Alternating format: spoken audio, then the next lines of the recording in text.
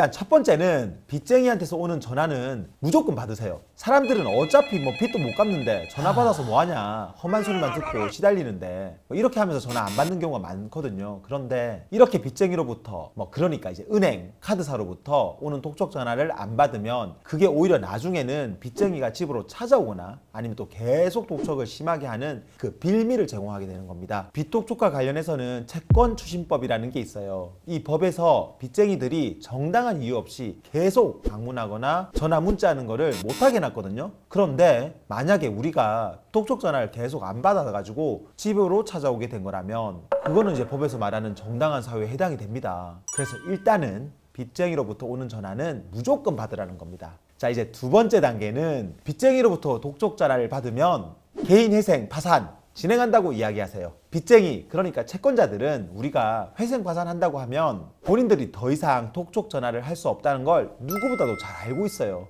여기서 회생 파산이라는 게 뭐냐? 제가 다른 영상에서도 몇 번 말씀을 드렸는데 개인회생 파산은 법원에서 정한 대로 빚을 이제 갚거나 아니면 내가 가진 재산을 다 정리하고 나면 나머지 빚들은 싹 다 없애주는 제도입니다. 대부분의 채권자들은 우리가 회생이나 파산을 한다고 하면 법원 사건 번호를 알려달라고 합니다. 세 번째 단계입니다. 채권자, 그러니까 빚쟁이들이 법원 사건 번호 알려달라고 하면 사건을 맡긴 변호사 사무실 전화번호를 알려주세요. 그러면서 거기로 전화해서 사건 번호 물어보고 앞으로 나한테 전화하지 말라, 변호사 사무실로 이제 직접 전화하라, 이렇게 이야기하십시오. 그러면 대부분의 채권자들이 더 이상 빚독촉 전화를 안 합니다. 이게 왜 그러냐면 빚독촉과 관련해서는 채권추심법이라는 게 있다고 아까 말씀드렸죠. 이 채권추심법에서는 채무자 대리인 제도라는 게 있는데요.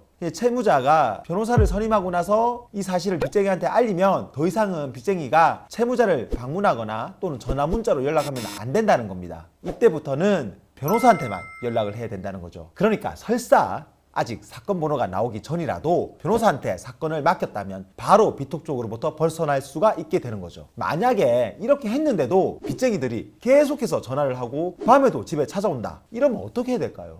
은행이나 카드사에서 직접 빚독촉을 할 때는 이런 경우가 거의 없어요. 그런데 신용정보회사 같은 추심업체나 아니면 은행 같은 데서 채권을 싸게 사가지고 받은 이제 대부업체 같은 데가 있습니다. 이런 데는 다른 곳보다 훨씬 더 세게 빚독촉이 들어오거든요. 그렇기 때문에 이런 일이 생길 수도 있습니다. 그런데 내가 연락도 잘 받고 변호사 선임했다고 이야기를 했는데도 막무가내로 막 나한테 전화를 하고 이러면 이거는 채권추심법 위반으로 형사처벌 대상이거든요. 그러니까 이럴 때는 내가 아무리 빚을 못 갚고 있다 하더라도 주눅들지 말고 변호사한테 말해가지고 법적으로 대응해달라, 이렇게 이야기하십시오. 그래야 불법 추심이나 독촉에서 완전히 벗어날 수가 있습니다.